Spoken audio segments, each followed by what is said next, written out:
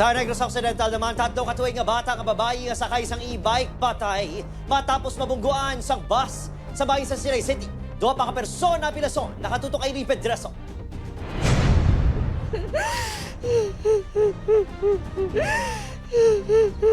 Hindi malaragway sa Iloy nga si Liana ang sakit nga iya nabatyagan.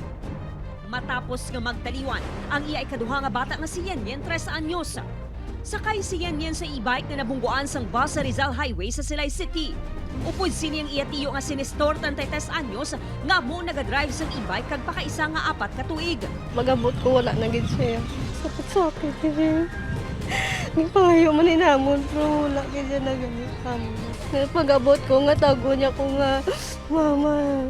Ilagaw lang punta ni isang tiyo ang duha ka bata sa natabo ang aksidente. Sa investigasyon sang kapulisan, nagasunod ang bus nga ginamaneho ni Rene sa taxi nga ginamaneho sang 54 anyos nga si Demetrio.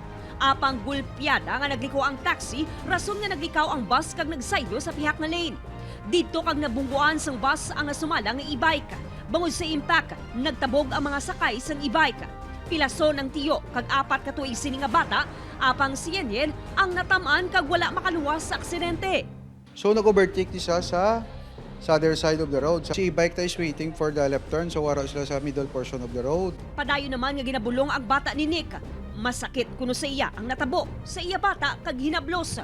Mga bata, bibi-bibo na mo. Duwalas tanan yung mga tao, gamag na siya. Gamag. Hanggang na mo. Ginhilway sang kapulisan ng driver sang bus matapos makaistorya ang pamilya sa mga biktima kag bus company. Upod kay Reynald Casillo, Eileen Pedreso. 1 Western Visayas.